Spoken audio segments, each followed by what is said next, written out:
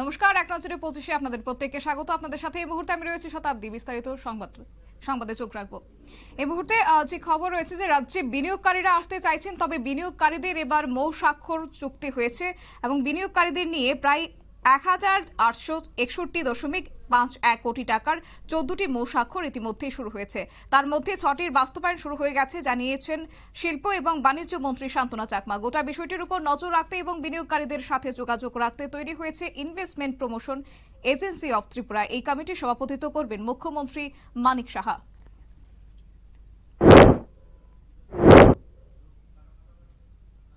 ম্যালেরিয়ার তাণ্ডব রাজ্য জুড়ে এবং ম্যালেরিয়াকে কেন্দ্র করে রীতিমতো জাতি জনজাতির অংশের মানুষজন এক প্রকার চিন্তিত। তবে ম্যালেরিয়ায় আক্রান্ত হয়ে তেলিয়ামুড়া মহকুমা হাসপাতালে চিকিৎসাধীন 3 রোগী।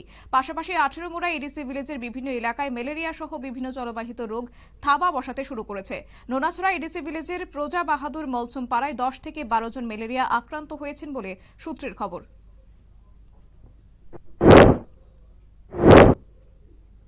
আবারও রাজ্যে গরু পাচার রোধ করল বিএসএফ। তবে বলে রাখি যে 10টি গরুকে ভারত থেকে বাংলাদেশে পাচারের সময় 179 নম্বর ফোর্সের জওয়ানরা বাধা দেয়। এরপর পাচারকারীদের সঙ্গে সংঘর্ষ বাধলে ধর্মনগর থানার পুলিশের হস্তক্ষেপে পরিস্থিতি নিয়ন্ত্রণে আসে।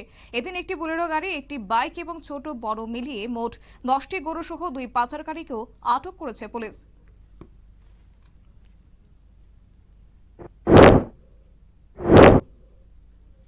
আসন্ন পঞ্চায়েত নির্বাচনের আগে এবার রাজ্যের সীমান্ত সুরক্ষা নিয়ে এক প্রকার প্রশ্নের মুখে, কেননা ভারত বাংলাদেশ সীমান্ত রক্ষা বাহিনীর দুর্বলতা আবারও একবার প্রশ্নের মুখে। প্রায় প্রতিদিন রাজ্যের বিভিন্ন জায়গা থেকে পুলিশের হাতে ধরা পড়ছে বাংলাদেশি নাগরিক সহ রোহিঙ্গা জনগোষ্ঠীর লোকজন। এবার হায়দ্রাবাদ যাবার পথে উত্তর ত্রিপুরা জেলার চুরাইবাড়ি থানার নাকা চেকিংয়ে আটক 7 রোহিঙ্গা শরণার্থী। তাদের মধ্যে রয়েছে 5 জন প্রাপ্তবয়স্ক এবং 2 জন শিশু কন্যা। তারা প্রত্যেকেই বাংলাদেশের কক্সবাজার রোহিঙ্গা ক্যাম্পে শরণার্থী বলে পুলিশ জানিয়েছে।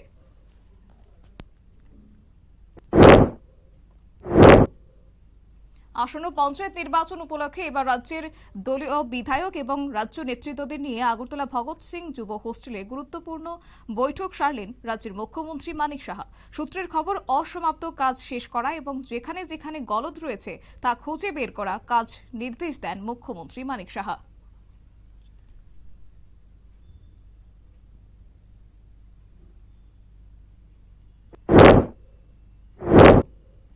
গৌরনগর গ্রাম পঞ্চায়েত এলাকায় অবিলম্বে ক্ষতিগ্রস্তদের শুরু এবং শিলাবৃষ্টিতে ক্ষতিগ্রস্তদের ক্ষতিপূরণ দেওয়া, প্রতিটি ওয়ার্ডে বিশুদ্ধ পানীয় জলের ব্যবস্থা সহ মোট 10 দফা দাবিতে গৌরনগর গ্রাম পঞ্চায়েতের সচিবের কাছে ডেপুটেশন দিলেন কংগ্রেস নেতা হিলাল আহমেদ খান সহ অন্যান্য কংগ্রেস নেতৃত্ব। ডেপুটেশন জমা দেওয়াকে কেন্দ্র করে দলের কর্মী সমর্থকদের উৎসাহ ছিল আজ চোখে পড়ার মতো।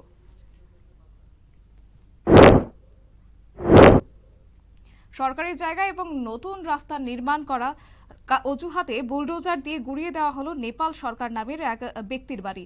বাধা দিতে গেলে পঞ্চায়েত প্রধান এবং উপপ্রধানের হাতে মার খেতে হলো নেপাল সরকারের স্ত্রীকে। অভিযোগ পরিবারের। ডালা গ্রাম পঞ্চায়েত এলাকায় এই ঘটনায় এলাকাবাসী এবং বিরোধীদের নিশানায় এবার বিজেপি। গনকি জাতীয় সড়ক চৌমুহনীতে এবার দেখা গেল গাড়ির ধাক্কায় আহত হয়েছেন 2 তহসিলদার। শুক্রবার 208 নম্বর জাতীয় সড়কে জরিপের কাজ সেরে বাইকে করে খোয়াই মহকুমা শাসক কার্যালয়ে ফেরার পথে গাড়ির ধাক্কায় গুরুতর আহত হন তারা। স্থানীয়দের সহায়তায় তাদের উদ্ধার করে জেলা হাসপাতালে নিয়ে যাওয়া হয়। ঘাতক গাড়িটিকে আটকানো সম্ভব হয়নি। দিঘিতে সাঁতার কাটতে গিয়ে জলে ডুবে মৃত্যু হল সমীরণ শীল নামের বছর 40-এর এক যুবকের। মৃত যুবক কমলপুর নগর পঞ্চায়েতের দশমীঘাট এলাকার বাসিন্দা ছিলেন। এদিন তাকে উদ্ধার করে হাসপাতালে নিয়ে গেলে চিকিৎসকরা তাকে মৃত বলে ঘোষণা করেন। মৃতের পরিবারের অনুমান, সাঁতার কাটার সময় হৃদরোগে আক্রান্ত হয়েই মৃত্যু হয়েছে সেই যুবকের। গাঁজা চাষের খবর পেয়ে যাত্রাপুর থানা এলাকায় এবার তল্লাশি শুরু করল পুলিশ। এলাকায় 13টি নার্সারি ধ্বংস করেছে পুলিশ অভিযানে। থলিবাড়ি ভিলেজ এলাকার মাতামবাড়ি জঙ্গলে এবং কালীখোলা এডিসি ভিলেজ এলাকায় গভীর জঙ্গলে হানা দিয়ে মোট 13টি নার্সারি ধ্বংস করা হয়েছে বলে দাবি পুলিশ সূত্রে।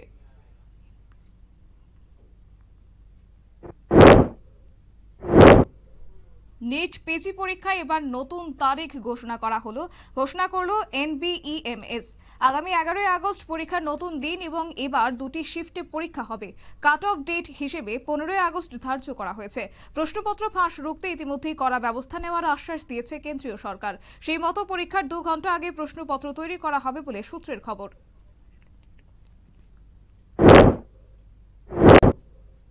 2022 সালে টেট উত্তীর্ণ কার্যত কোয়ালিফাইড শিক্ষক শিক্ষিকাদের একসাথে নিয়োগের দাবিতে শুক্রবার আবারও শিক্ষা ভবনের সামনে বিক্ষোভ প্রদর্শন। সমাবেশ থেকে রাজ্যের মুখ্যমন্ত্রীর কাছে তাদের করজোড়ে আবেদন, যাতে অতিসত্বর তাদের নিয়োগ প্রক্রিয়া সম্পূর্ণ হয়। কেন্দ্রীয় সরকার যে নতুন 3টি আইন প্রণয়ন করেছে, সেই আইন কার্যত বাতিলের দাবি সহ নেট এবং নিট কেলেঙ্কারি এবং আইজিএম হাসপাতালকে বেসরকারি হাতে তুলে দেওয়ার বিরোধিতায় আগরতলা প্যারাডাইস চৌমুহনীতে বিক্ষোভে সমাবেশ করল সিপিআইএমএল।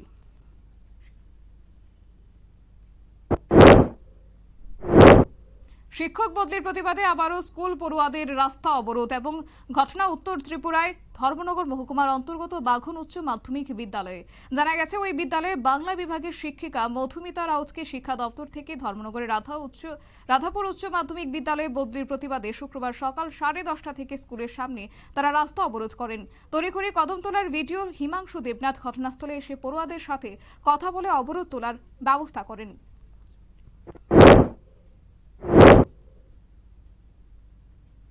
আজ 5 মিনিটে 5 লাখ বৃক্ষরোপণ করে এক প্রকার রেকর্ড করল রাজ্য। বন দপ্তরের উদ্যোগে এই অনুষ্ঠানে প্রধান অতিথি হিসেবে উপস্থিত ছিলেন মুখ্যমন্ত্রী ডক্টর মানিক সাহা। পরিবেশ রক্ষার্থে বৃক্ষরোপণের গুরুত্ব মানুষের সামনে তুলে ধরেন মুখ্যমন্ত্রী। অনুষ্ঠানে অন্যান্যদের মধ্যে উপস্থিত ছিলেন স্থানীয় বিধায়ক তথা রাজ্যের কৃষি ও বিদ্যুৎ দপ্তরের মন্ত্রী রতনলাল নাথ, বনমন্ত্রী অনিমেষ দেববর্মা সহ অন্যান্যরা। বাড়তে শুরু করেছে গোমতী নদীর জলস্তর। আর এই জলস্তর বাড়াকে কেন্দ্র করে এবার নদী ভাঙনে ভাসতে পারে একাধিক ঘরবাড়ি। বহুবার প্রশাসনে জানিয়েও বসেনি বোল্ডার। বাধ্য হয়ে পথ অবরোধে ইন্দিরানগরের বাসিন্দারা। মেলাঘর থানার ওসি এবং পুর পরিষদের আধিকারিকদের কথায় অবরোধ উঠলেও কবে হবে সমাধান, তা নিয়ে কিন্তু এক প্রকার প্রশ্ন থেকেই গেল।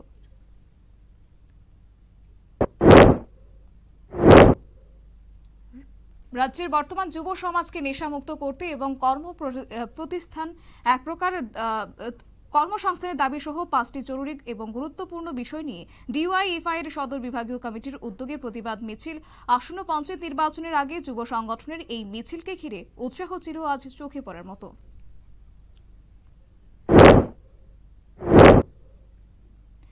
আগামী বছরের শুরুতেই এবার ধর্মনগরের শাখায় বাড়িতে উদ্বোধন হতে চলেছে কেজিএন সুরিয়া মাল্টি স্পেশালিটি হাসপাতালের।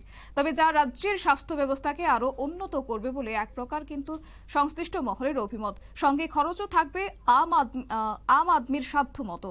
শুক্রবার সাংবাদিক সম্মেলনে এমনটাই দাবি করলেন হাসপাতাল কর্তৃপক্ষ। কৃষি জমিতে কাজ করতে গিয়ে আজ হৃদরোগে আক্রান্ত হলেন এক কৃষক। শুক্রবার সকালে চাষ করার সময় তিনি বুকে ব্যথা অনুভব করেন। সেখান থেকে তাকে হাসপাতালে নিয়ে যাওয়া হলে চিকিৎসকরা তাকে মৃত বলে ঘোষণা করেন। এই ঘটনায় গোটা এলাকায় শোকের ছায়া বিরাজ করছে। কোলাই এলাকার দীর্ঘদিনের দাবিকে প্রাধান্য দিয়ে এবার ধলাই নদীর পাড়ে করে ওঠা মহাশ্মশান ঘাটের উদ্বোধন খুব শীঘ্রই। উপকৃত হবেন লালছড়ি, রামরতনপাড়া, বাসুদেবপাড়া এলাকার বাসিন্দারা। শ্মশান ঘাটটি নির্মাণ করতে খরচ হয়েছে প্রায় 24 লক্ষ টাকা, যার মধ্যে 3 লক্ষ টাকা দিয়েছে ধলাই জেলা পরিষদ এবং বাকি 21 লক্ষ টাকা দিয়েছে আরডি দপ্তর।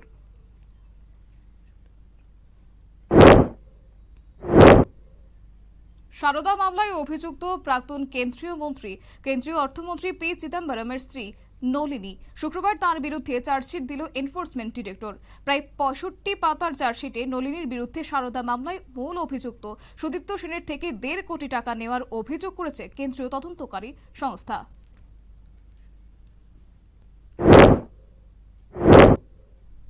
উত্তরপ্রদেশের মুখ্যমন্ত্রী যোগী আদিত্যনাথের ক্ষতিপূরণের অঙ্ক বাড়ানোর জন্য অনুরোধ করলেন রাহুল গান্ধী। শুক্রবার হাথরাসে পদস্পৃষ্ট মৃতদের পরিবারের সঙ্গে দেখা করার পর এই অনুরোধ করেন রাহুল গান্ধী। পাশাপাশি দলের তরফে সব রকম ভাবে পাশে থাকার বার্তাও দিলেন তিনি। শুক্রবার সকালে দিল্লি থেকে হাথরাসের যাত্রার সড়ক পথেই সারেন লোকসভার বিরোধী দলনেতা। সঙ্গে ছিলেন উত্তরপ্রদেশের কংগ্রেসের সভাপতি অজয় রায়। 14 বছর পর এবার ব্রিটেনে পালাবদল। ক্ষমতায় লেবার পার্টি, নতুন প্রধানমন্ত্রী কিয়ের স্টারমারকে শুভেচ্ছা ভারতের প্রধানমন্ত্রী নরেন্দ্র মোদীর। আগামী দিনে ভারত ব্রিটেন সম্পর্ক আরো শক্তিশালী হবে বলে আশা প্রকাশ করছেন ভারতের প্রধানমন্ত্রী।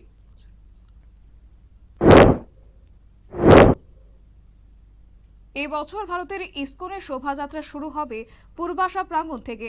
সেদিন উপস্থিত থাকবেন মুখ্যমন্ত্রী ডক্টর মানিক সাহা এবং মুখ্যমন্ত্রী টিঙ্কু রায় সহ অন্যান্যরা। আগরতলা শহরে বিভিন্ন পথ পরিক্রমা করে পুনরায় পূর্বাশা প্রাঙ্গণে ফিরে আসবে রথ। সেখানে 7 দিন ব্যাপী চলবে বিভিন্ন অনুষ্ঠান। উল্টো রথের দিন উপস্থিত থাকবেন সাংসদ বিপ্লব কুমার দেব। শুক্রবার ইসকন মন্দিরের তরফে এই কথাই জানিয়েছেন কর্তৃপক্ষ।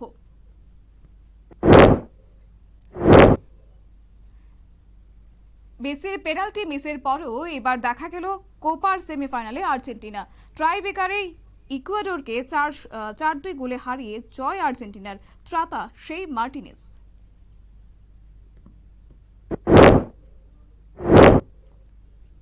এক নজরে 25 আপাতত এই পর্যন্তই। পরবর্তী আপডেট এবং টকশো দেখার জন্য চোখ রাখুন শুধুমাত্র নিউজ ভ্যানগার্ডের পর্দায়। নমস্কার।